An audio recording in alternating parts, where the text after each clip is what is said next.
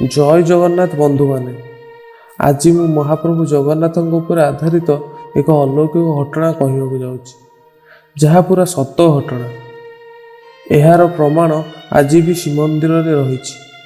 इंग्रेजी शासन समय कथा। एक जहाज चांदीपुर बंदर बाहरी समुद्र में जाई पारादीप बंदर लागिबार थिला।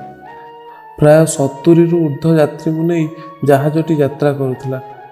जहाज भितर यात्री माने सुरक्षित बसी यात्रा करुथांती। जहाजर जड़े कर्मचारी दूरवीक्षण यंत्र रे समुद्र को निरीक्षण करुथांती।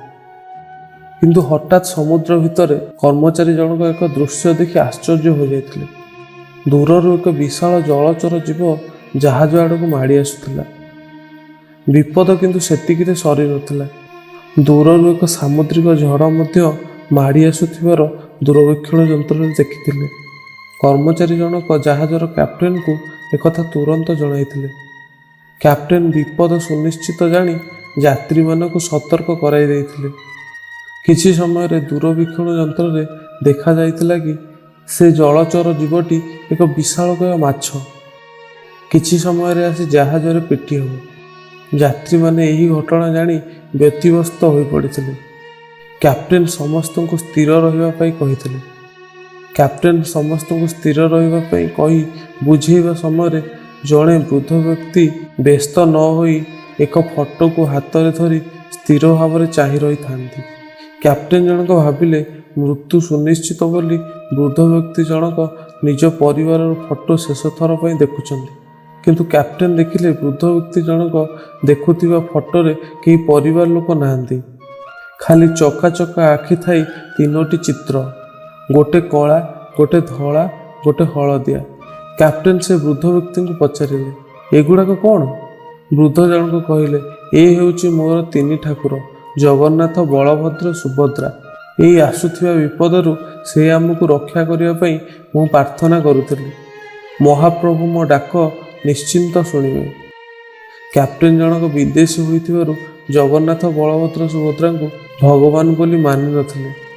वृद्ध व्यक्ति जनक सेमती चुपचाप होई फोटो को अनाई रही थांती। कैप्टेन जनक पचारिले सतरे कौन तुम जगन्नाथ ठाकुर ये विपदरू आमको बंचाई परिबे? वृद्ध व्यक्ति जनक दृढ़तार सहित कहिथिले हाँ निश्चिंत। सेही समय भितरे विराटकाय माछटी जहाजर निकटतर हो जाइथिला। यात्री माने भगवान को डाकी मृत्यु निश्चिंत बोली आखि बुझी देइथिले।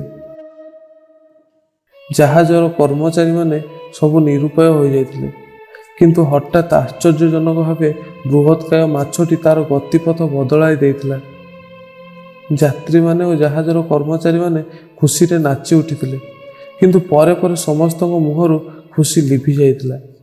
कारण समुद्र रे उठिथिबा घूर्णिझड़टी जहाजर निकटवर्ती हेबाकु जाउथिला। किंतु आश्चर्यर कथा किछि समय पर आसुथिबा घूर्णिझड़टी समुद्र रे लीन होई जाइथिला।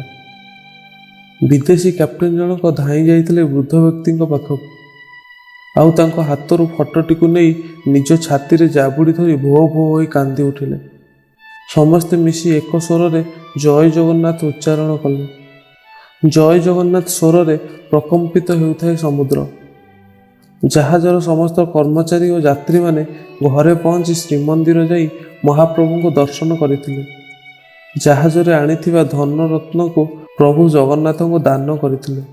जहाजरे आनिथिबा एक विशाल घंटी मध्य जगन्नाथ को दान करथिले, जहाँ एबे मध्य श्रीमंदिर पश्चिम द्वार थिबा नीलाद्रि विहार रे संगृहित होई रहिछि।